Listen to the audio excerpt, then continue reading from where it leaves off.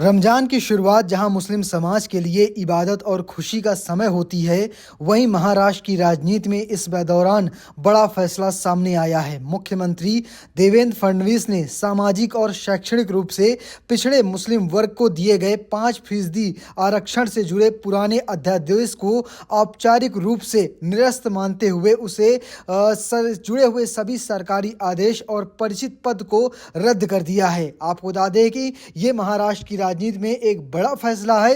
ये आरक्षण साल 2014 में एक अध्यादेश के जरिए कांग्रेस सरकार लेकर आई थी।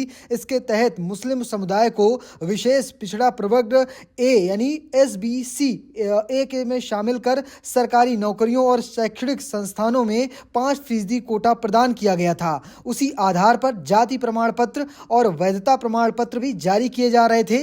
लेकिन 14 नवंबर 2014 को बॉम्बे हाई कोर्ट ने इस अध्यादेश को या कहें इस अध्यादेश पर रोक लगा दी थी, चूंकि यह अध्यादेश 23 दिसंबर 2014 तक कानून में तब्दील नहीं हो पाया था, इसलिए वो स्वतः ही लैप्स हो गया था। अब राज्य सरकार ने स्पष्ट कर दिया है कि उस अध्यादेश के आधार पर जारी सभी फैसले अमान्य माने जाएंगे। इसका सीधा असर कॉलेज एडमिशन और अन्य शैक्षणिक अवसरों पर पड़ेगा। अब इस 5% आरक्षण के तहत ना तो प्रवेश मिलेंगे और ना ही प्रमाण पत्र जारी किए जाएंगे। पहले से जारी आदेश भी प्रभावी नहीं रहेंगे। इस फैसले के बाद विपक्ष ने सरकार पर तीखा हमला बोला है।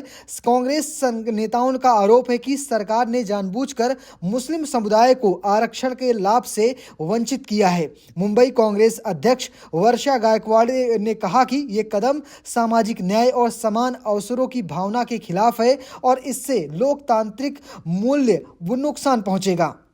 वहीं AIMIM के अध्यक्ष इम्तियाज अली ने भी सोशल मीडिया प्लेटफॉर्म X पर सरकार पर निशाना साधा। उन्होंने तंज कसते हुए लिखा कि रमजान के मौके पर मुस्लिम समाज को तोहफा मिला है। जलील ने कहा कि हाई कोर्ट ने माना था कि मुस्लिम समुदाय में पढ़ाई छोड़ने के दर सबसे अधिक है, इसके बावजूद सरकार ने आरक्षण खत्म कर दिया है। उन्होंने युवाओं से अपील की है कि वो पढ़ाई जारी रखें। राजनीतिक जानकारों का मानना है कि मुद्दा आने वाले दिनों में बड़ा विवाद बन सकता है। AIMIM और अन्य विपक्षी दल विरोध प्रदर्शन की तैयारी कर सकते हैं। इससे पहले मुख्यमंत्री देवेंद्र फडणवीस ने हाल ही में 75 अल्पसंख्यक शैक्षणिक संस्थानों को दिए गए दर्जे पर भी रोक लगा दी थी।